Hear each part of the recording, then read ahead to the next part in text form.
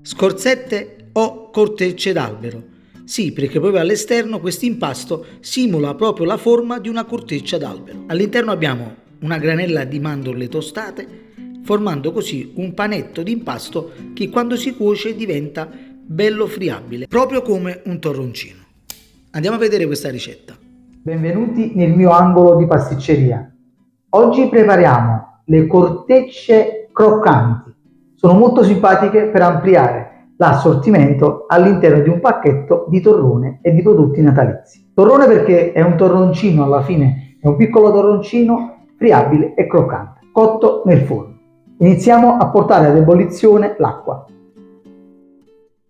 Quindi è un impasto facilissimo, inseriamo acqua e zucchero in un pentolino e portiamo al bollore sciogliendo lo zucchero. Subito dopo il bollore spegniamo e mettiamo all'interno la granella di mandorle tostate.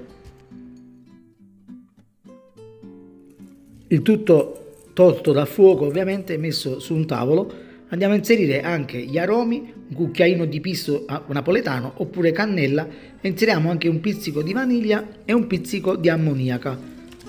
Inseriamo il tutto all'interno e alla fine inseriamo la farina, ottenendo così un impasto. Giriamo sempre, preferibilmente con una spatola di gomma, un cucchiaio di gomma, in modo tale da raschiare bene tutto. Quindi dopo 2-3 minuti che si è un po' raffreddato, lo possiamo mettere anche all'interno del recipiente.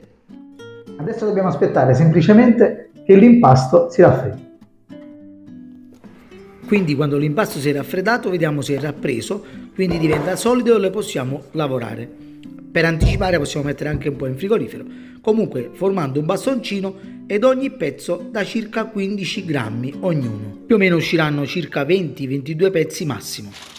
Quindi foglio di carta da forno, iniziamo per riscaldare il forno a 180 gradi, andiamo a formare questi bastoncini con le mani, vedete, poi schiacciamo e li mettiamo in modo ovale all'interno della teglia. In questo modo formiamo più o meno una ventina di pezzi e andiamo a infornare alla temperatura di 180 gradi forno ventilato per circa 10 minuti. Nel frattempo si cuociono le cortecce. Dobbiamo attrezzare già con uno stampo per cannolo, questo di alluminio, o qualsiasi altro attrezzo fatto così a cilindro per mettere sopra a caldo le cortecce. Quindi non devono essere molto secche, altrimenti non si attaccano e si curvano in questo modo al cilindro. Quindi quando ancora calde le andiamo a deformare e rimane la forma.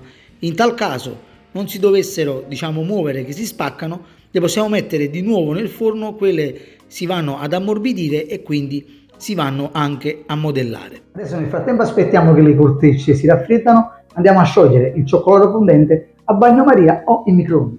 Quindi io lo vado a sciogliere in microonde presto modalità scongelamento, vado a girare di tanto in tanto e si è sciolto.